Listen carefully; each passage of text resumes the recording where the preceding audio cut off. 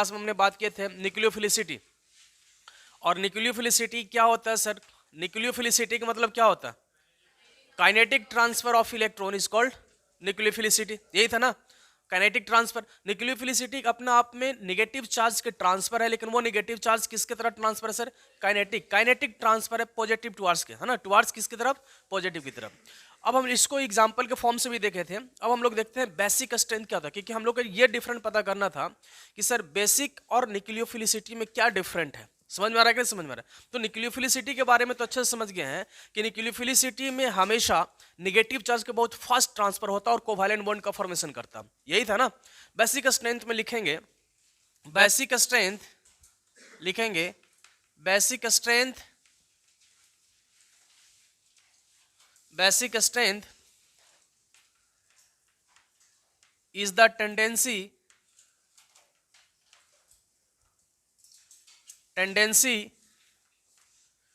to form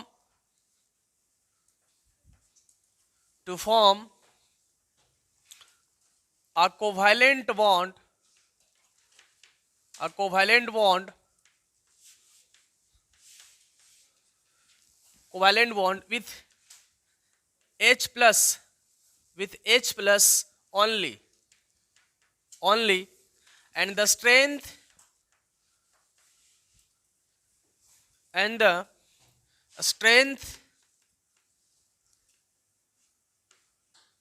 with H plus only,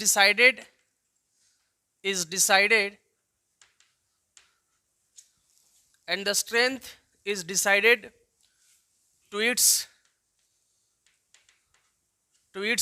conjugate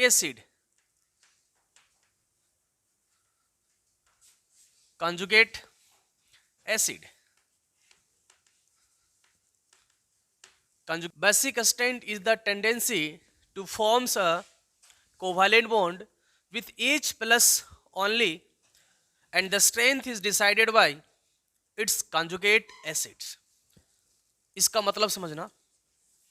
अच्छा, nucleophilicity और basic में एक चीज का डिफरेंट है। न्यूक्लियोफिलिसिटी में वहां पे भी कोवैलेंट बॉन्ड बनाने का टेंडेंसी था, लेकिन वहां पे हाइड्रोजन को छोड़ करके किसी भी एटम के साथ बना सकता है कोवैलेंट बॉन्ड। लेकिन एसिड में होता है क्या है कि एसिड में जब भी कोवैलेंट बॉन्ड बनाएगा तो सिर्फ और सिर्फ H प्लस के साथ ही बनाएगा। यहां पर लिखा हुआ है H plus only. H plus only का मतलब है कि कोवैलेंट बॉन्ड यहां भी बनेंगे, लेकिन यहां पे सिर्फ हाइड्रोजन के साथ कोवैलेंट बॉन्ड बनेगा। और इसका जो स्ट्रेंथ होगा, बेसिक स्ट्रेंथ जो डिसाइड कर रहे हैं, बेसिक स्ट्रेंथ जो डिसाइड होगा वो कंजुगेट एसिड के साथ डिसाइड होगा कि कितना स्ट्रॉन्ग बेस है कि नहीं। हालांकि हम लोग जीओस में भी तो पढ़े थे ना कि एसिड जो होगा वो उसका कंजुगेट क्या होगा, एसिड का हमेशा बेस बनेगा, और बेस का कंजुगेट क्या होता है सर? एसिड होता है। तो जो कंजुगेट जितना ज्यादा स्ट्रॉन्ग बनेगा उतना ज्यादा क्या कहलाएगा सर? बेस या एसिड कहलाएगा। अगर कोई बेस ले रहे हैं उसका कंजुगेट एसिड जितना बनेगा यह स्ट्रॉन्ग बेस कहलाएगा। समझ में आ रहा है कि नहीं समझ में? अगर एसिड ले रहे हैं उसका जितना ज्यादा कंजुगेट एसिड बनेगा वो क्या कहेगा? उतना स्ट्रॉन्ग बेस कहलाएगा। सपोज मान लो तुम्हारे पास, कि हम एक एग्जांपल ले रहे हैं, सपोज यहाँ पर मान लिया जाए कि B माइनस और इसको H प्लस के साथ रिएक्शन कर रहे हैं। मतलब कि B माइनस कोई एक बेस था और एसिड के साथ रिएक्शन करना चाह रहा। सपोज यहाँ पर हम B1 ले लेते हैं और एक हम B2 ले रहे हैं, और इसको भी हम इसको A माइनस ले रहे हैं, ठीक है, और H प्लस के साथ रिएक्शन कर रहे हैं। थोड़ा सा देखो ध्यान से। अब यहाँ पे भी कोवैलेंट बॉन्ड बनाएगा, किसके साथ? BH के साथ बन गया कोवैलेंट बॉन्ड। यहाँ पे भी क्या बनेगा सर? H के साथ क्या बन गया? कोवैलेंट बॉन्ड बन गया, राइट। हम ऐसे मानकर चल रहे हैं, मान ले रहे हैं कि ये वाला जो इसका कंजुगेट एसिड जो बना है, क्योंकि बेस था तो कंजुगेट एसिड बनेगा। ये जो कंजुगेट एसिड बना, हम मान ले रहे हैं कि लेट जो है ये मोर एसिड है। हम ऐसा मान लिए, हालांकि आपको पता चलेगा कि कौन स्ट्रॉन्ग एसिड कौन वीक एसिड है, क्योंकि हम लोग पढ़ चुके हैं एसिड और बेस डिसाइड करने का तरीका। समझ में आ रहा है कि नहीं? अभी फिलहाल के लिए मान रहे हैं कि ये वाला जो है मोर एसिड है। तो अगर ये मोर एसिड के मतलब क्या हो रहा है सर? कि ये क्या बना रहा है? इसका कंजुगेट जो एसिड है बहुत ज्यादा स्टेबल है, मतलब इसका बेसिक नेचर भी क्या होगा? ज्यादा होगा। समझ में आ रहा है कि नहीं समझ में आ रहा है? इसका बेसिक नेचर भी क्या होगा सर? ज्यादा होगा। तो अगर हम लोग बेसिक स्ट्रेंथ की अगर हम लोग यहाँ पे बात करें, बेसिक स्ट्रेंथ की अगर हम लोग बात करें, तो बेसिक स्ट्रेंथ यहाँ पर क्या होगा सर? कि A माइनस जो है B माइनस से क्या होगा सर? ज्यादा होगा स्ट्रॉन्ग बेस। समझ में आ रहा है कि नहीं समझ में आ रहा है? क्यों? क्योंकि ये कोवैलेंट बॉन्ड बनाने का टेंडेंसी A माइनस के क्या था? H प्लस के साथ ज्यादा था। समझ में आ रहा है कि नहीं समझ में आ रहा है? तो हम कैसे डिसाइड किए कि ये ज्यादा एसिड था? क्योंकि अभी तो एसिड पता ही नहीं चल रहा, अभी तो इसमें भी H प्लस और इसमें भी H प्लस है। समझ में आ रहा है कि नहीं? ये भी बेस है, ये भी बेस है। अब कौन जल्दी से कोवैलेंट बॉन्ड बना रहा है, किसके साथ अटैच हो रहा है? तो जाहिर सी बात है जो H प्लस के साथ जल्दी जुटेगा वो क्या होगा, ज्यादा बेस होगा। स्ट्रॉन्ग बेस होगा तभी तो H प्लस को गेन किया। अगर वीक बेस होगा तो गेन कर पाता है क्या? नहीं गेन कर पाता। तो कैसे डिसाइड करेंगे? इससे डिसाइड करेंगे कि ये स्ट्रॉन्ग बन रहा है कि वीक बन रहा है। अगर ये स्ट्रॉन्ग बनेगा मतलब कि जल्दी रिएक्शन करेगा।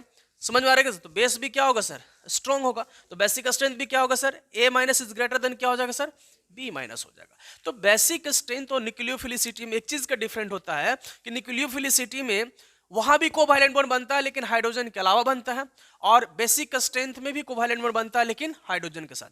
तो बेस एसिड के साथ रिएक्शन करेगा और न्यूक्लियोफाइल जो है इलेक्ट्रोफाइल के साथ अटैक करेगा। क्लियर है ना? अच्छा, दूसरी बात जो ये है कि ये जो प्रोसेस होता है ये काइनेटिक ट्रांसफर नहीं होता है सर, यहाँ पर थर्मोडायनेमिकली होता है।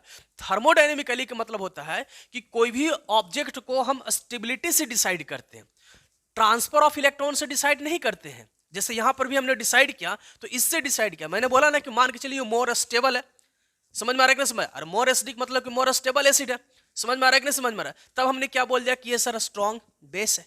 हमने ये नहीं कहा कि ये सर बहुत फास्ट ट्रांसफर करेगा वही ज्यादा स्टेबल होगा मोर एसिड, ऐसा तो मैंने नहीं बोला कि जो बहुत फास्ट ट्रांसफर करेगा वही ज्यादा स्टेबल एसिड होगा, ऐसा कुछ होता नहीं है।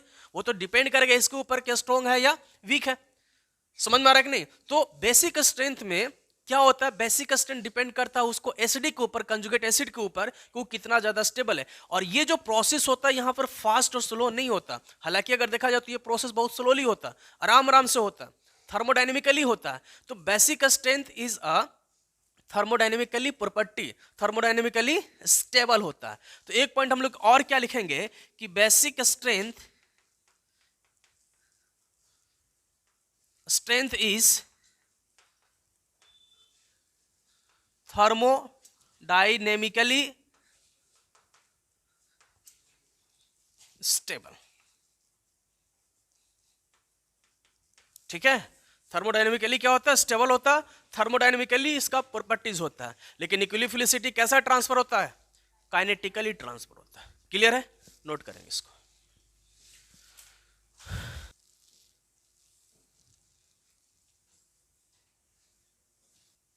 ठीक है, इरेज कर रहे हैं।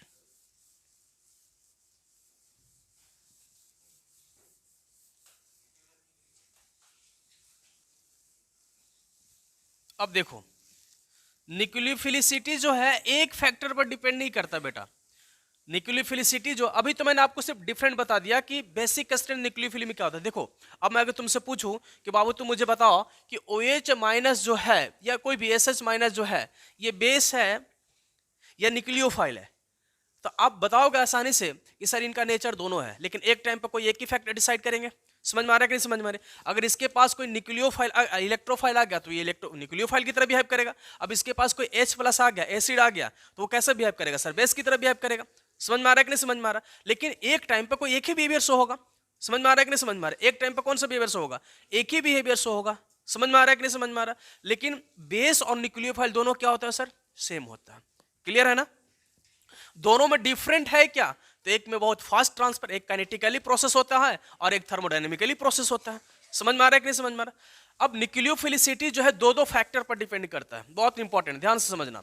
न्यूक्लियोफिलिसिटी जो है depends upon nucleophilicity philicity depends on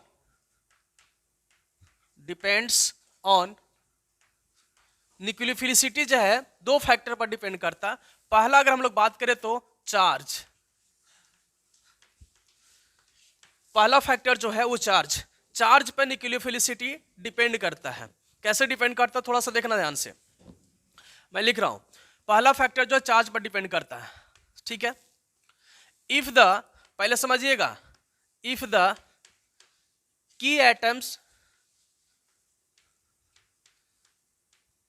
की atoms are same, then higher is the negative charge, then higher is the negative charge, more will be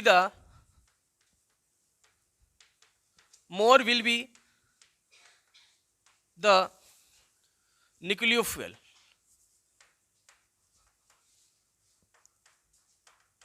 as well as basic strength,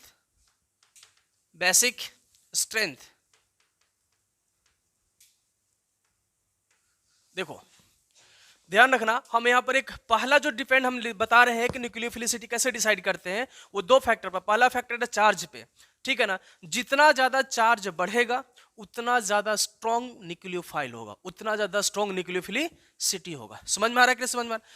लेकिन वो कब decide होगा बाबू? वो decide तब होगा कि atom जो होना चाहिए वो एटम क्या होना चाहिए सर? सेम होना चाहिए। ये चीज ध्यान में होना चाहिए। If the key atom, what is the meaning of की एटम? अभी हम समझा रहे की एटम का मतलब क्या होता है। जैसे अगर हम एग्जांपल आपको बात करें कि थोड़ा सा देखो, मैं आपको बोल रहा हूं H2S, थोड़ा सा ध्यान दो, H2S, HS माइनस और S2 माइनस। तो देखो की एटम का मतलब कौन हो सकता है? जो न्यूक्लियोफिलिसिटी शो करता है। अब जैसे मॉलिक्यूल वाटर ले लिए तो वाटर में सब के सब की एटम नहीं हो सकता। क्यों? क्योंकि वाटर में लोन पेयर किसके पास होगा सर? ऑक्सीजन के पास होगा। ऑक्सीजन न्यूक्लियोफिलिसिटी शो करता है, हाइड्रोजन शो थोड़ी करेगा। समझ में आ रहा है कि नहीं समझ में आ रहा है? तो oxygen is the key atom, जो मेन एटम होगा, जो इलेक्ट्रॉन दे सकता है या जिस पे चार्ज हो सकता है, जिसकी वजह से न्यूक्लियोफाइल होता है, डिसाइड करते हैं, दिस इज कॉल्ड की एटम।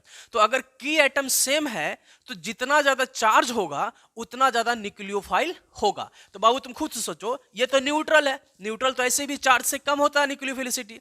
ये न्यूट्रल है, SH माइनस पर 1 नेगेटिव चार्ज, S2 पर क्या हो? 2 नेगेटिव चार्ज। मतलब कि अगर इसका ऑर्डर डिसाइड करें तो आंसर क्या होगा sir? Nucleophilicity order this one हो जाएगा।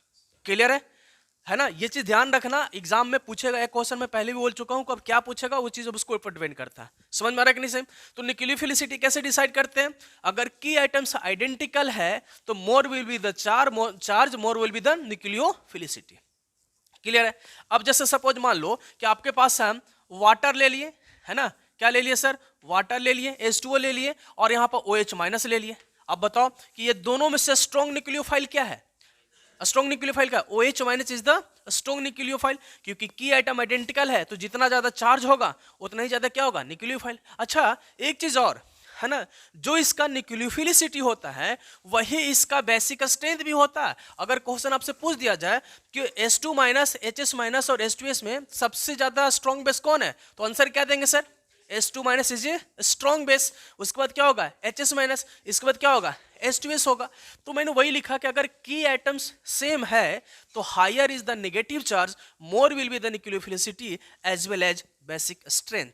अगर मैं आपसे पूछूं कि OH माइनस और वाटर में सबसे स्ट्रॉन्ग बेस कौन होगा, तो OH minus is a strong base. बराबर है ना? अच्छा सर आपसे मैं पूछूं कि अगर हम अमोनिया ले लें NH3 और NH2 माइनस ले लें, कौन सा होगा बताओ?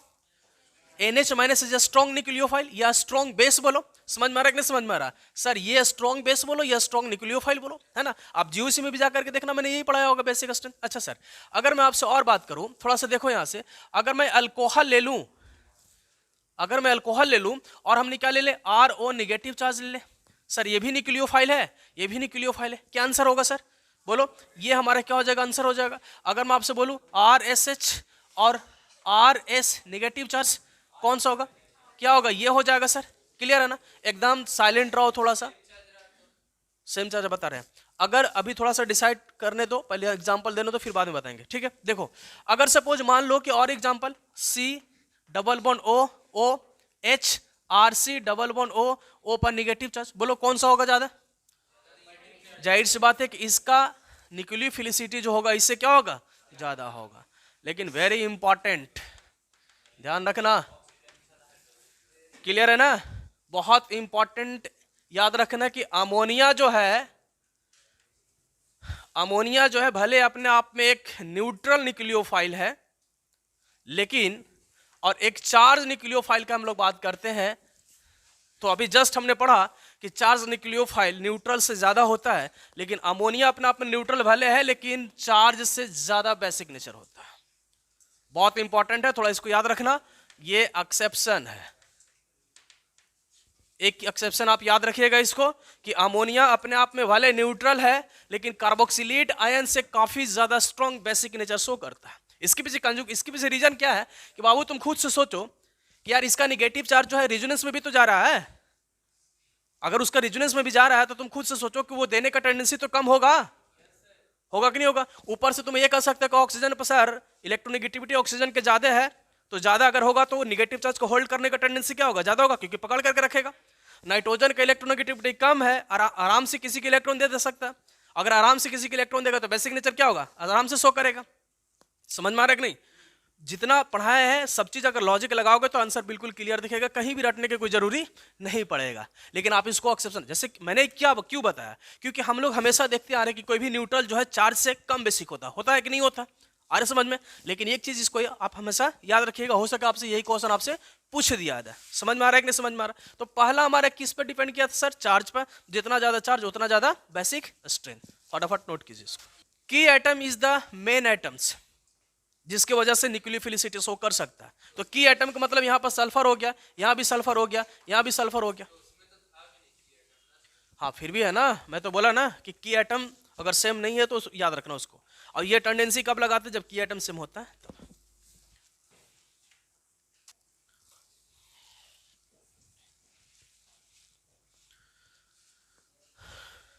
चलो दूसरा जो न्यूक्लियोफिलिसिटी डिसाइड करने का हमारे पास जो कंडीशन है,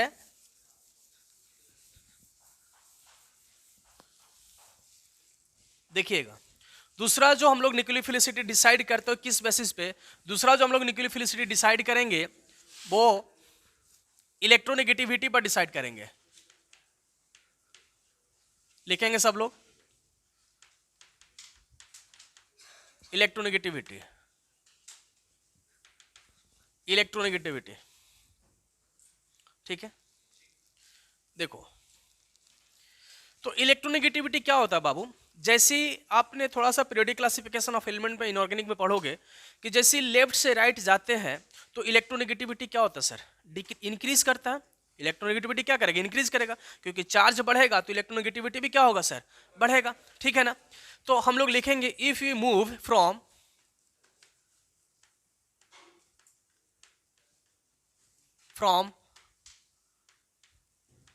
left to right, left to right, left to right in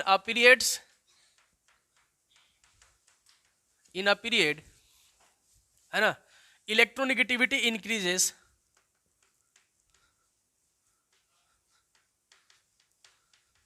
electronegativity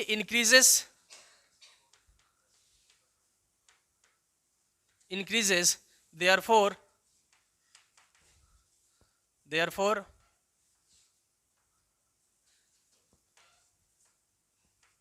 basic strength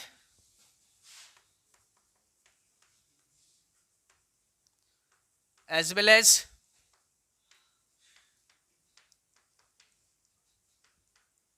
nucleophilicity decreases, nucleophilicity decreases. Example,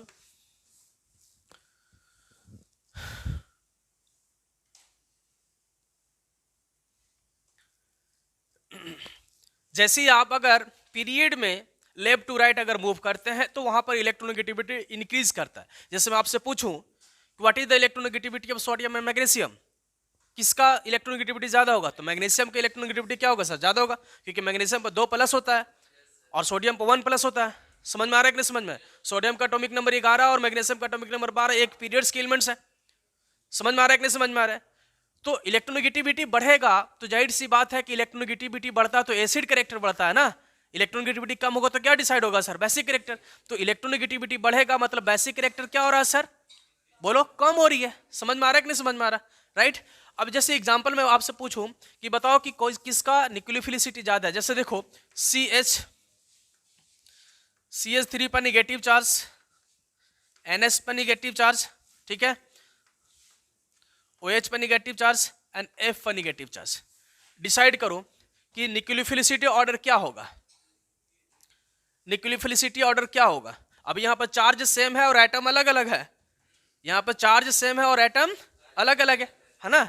अभी हम लोग देखें, अब बताओ न्यूक्लियोफिलिसिटी ऑर्डर क्या होगा, तो आप खुद से देखो कि भाई सब एक ही पीरियड्स के एलिमेंट्स हैं, समझ में आ रहा है कि नहीं समझ में आ रहा है? लेकिन कार्बन का इलेक्ट्रोनेगेटिविटी क्या है सर, कम है नाइट्रोजन से, नाइट्रोजन के कम है, ऑक्सीजन से ऑक्सीजन को कम है, फॉलिन से, तो जाहिर से बात है कि क्या होगा सर, ये वाला होगा, है कि नहीं? बेसिक कैरेक्टर यही ना होगा, राइट? आप जाकर के जीओस में भी जाकर के देखना, हमने ये वाला क्वेश्चन करवाए हुए हैं ऑलरेडी, है कि नहीं? एसिडिक वाला और बेसिक वाला में क्लियर है कि नहीं क्लियर है? तो आप देखो यहाँ पे पीरियड में जैसे ही अगर आगे लेफ्ट टू राइट बढ़ने लगे तो इलेक्ट्रोनेगेटिविटी बढ़ने लगा, तो बेसिक कैरेक्टर क्या हुआ सर, कमना स्टार्ट हुआ, और जो इसका बेसिक स्ट्रेंथ है वही इसका क्या होगा सर, न्यूक्लियोफिलिसिटी ऑर्डर होगा। क्लियर है ना?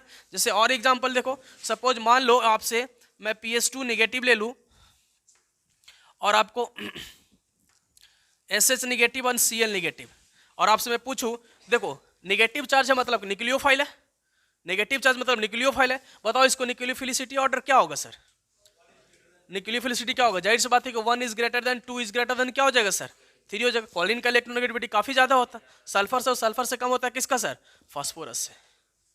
तो अगर सपोज मान लिया जाए कि एटम अलग अलग है, तो डिसाइड कैसे करेंगे न्यूक्लियोफिलिसिटी सर, उसके इलेक्ट्रोनेगेटिविटी के ऊपर। क्लियर है ना? नोट कीजिए इसको।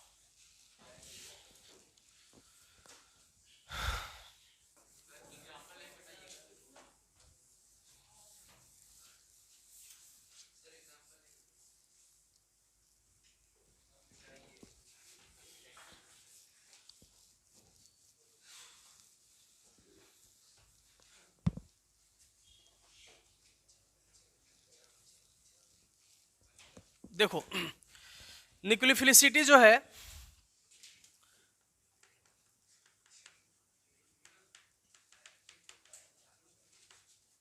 न्यूक्लियोफिलिसिटी जो है inversely proportional to size of side atom, side groups. थोड़ा ध्यान रखना, न्यूक्लियोफिलिसिटी एक फैक्टर पर और भी डिपेंड करता है। न्यूक्लियोफिलिसिटी है inversely proportional to size of side groups. ठीक है, कहने का मतलब है, देखो ये वाला जो अभी मैं बता रहा हूँ ये पूछा हुआ है एग्जांपल न्यूक्लियोफिलिसिटी का, थोड़ा ध्यान रखना इसको।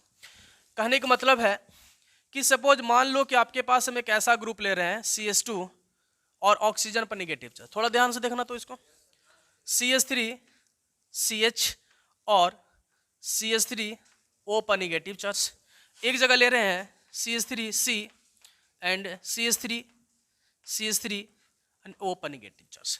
देखना बाबू, क्लियर है सर? निगेटिव चार्ज ये भी न्यूक्लियोफाइल है, ये भी न्यूक्लियोफाइल है, ये भी न्यूक्लियोफाइल है, राइट? अगर टॉप से बॉटम आओगे तो तुमसे ये पूछूं कि इसका बेसिक कैरेक्टर इंक्रीज कर रहा है या डिक्रीज कर रहा है। अगर हम टॉप से बॉटम आए तो बेसिक कैरेक्टर इंक्रीज कर या डिक्रीज कर रहा है? बेसिक कैरेक्टर जो है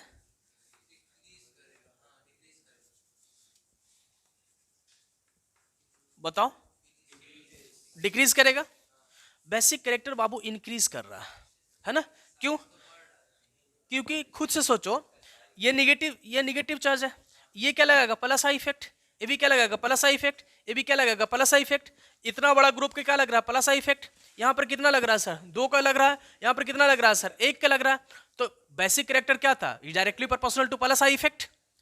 अरे बेसिक कैरेक्टर क्या था, directly proportional to plus I effect. और एसडी कैरेक्टर क्या था, directly proportional to minus I effect. इसमें तो कोई माइनस लगाने वाला है नहीं। अरे भाई समझा करो, जो मैं बता रहा हूं, मैं पहले ही बोल दिया एग्जांपल देने से पहले कि क्वेश्चन पूछा हुआ, समझ रहा है ना? तो थोड़ा ध्यान दिया करो कि वो आंसर कैसे डिसाइड होता है। यहां पर अगर तुम देखोगे तो बेसिक कैरेक्टर सर इंक्रीज कर रहा है, क्लियर है ना? लेकिन यहां पे अगर मैं बॉटम से टॉप पर अगर हम लोग बात करें, है ना, बॉटम से टॉप पर बात करें, तो यहां पर न्यूक्लियोफिलिसिटी जो है,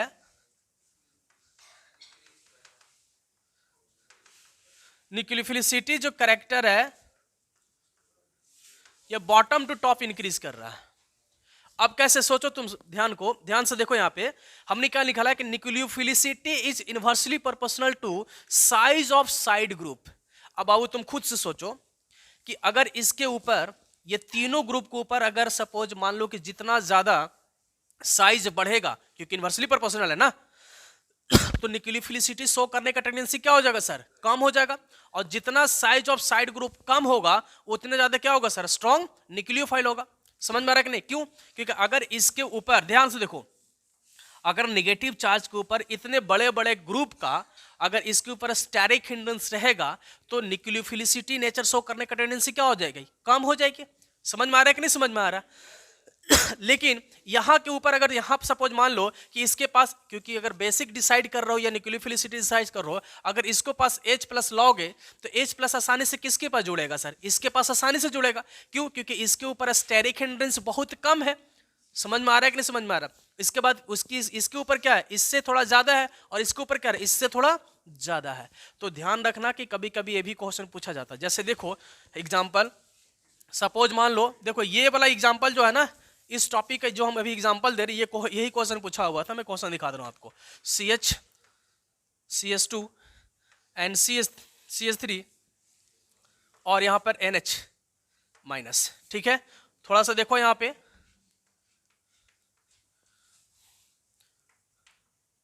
NH माइनस, आपसे क्वेश्चन ये पूछा हुआ था, यही क्वेश्चन दिया हुआ था, पूछा कि बताओ कि ये दोनों में से न्यूक्लियोफाइल सबसे ज्यादा किसका है, मतलब कि स्ट्रॉन्ग बेस ये न्यूक्लियोफिलिसिटी किसका ज्यादा है?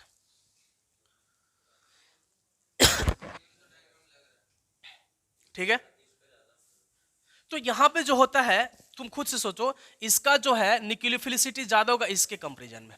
कैसे होगा बाबू? तुम खुद से सोचो कि भैया ये दोनों ग्रुप का स्टेरिक हिंड्रेंस हो जाएगा इसके ऊपर, होगा कि नहीं होगा? आ रहा समझ में कि नहीं? नहीं आ रहा? ठीक है, मैं फिर से लिख रहा हूं। अब खुद से सोचो कि ये दोनों ग्रुप की इसके ऊपर क्या लग जाएगा? स्टेरिक हिंड्रेंस लग जाएगा। लगेगा कि नहीं लगेगा? क्या इस कार्बन पर लगेगा?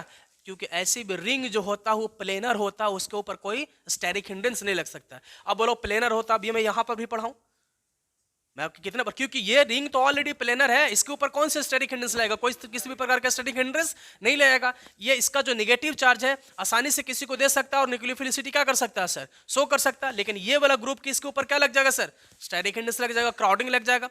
समझ में आ रहा है कि नहीं समझ में आ रहा? क्लियर है? तो इसका बेसिक नेचर क्या हो जाएगा सर? कम। क्या बोलते हैं? न्यूक्लियोफिलिसिटी क्या हो जाएगा? कम, और उसका न्यूक्लियोफिलिसिटी क्या हो जाएगा सर? ज्यादा हो जाएगा। तो न्यूक्लियोफिलिसिटी जो है वो inversely proportional to the size of the side group पर भी क्या होता है सर? डिपेंड करता है। क्लियर है ना? इसको नोट करो, नोट करो।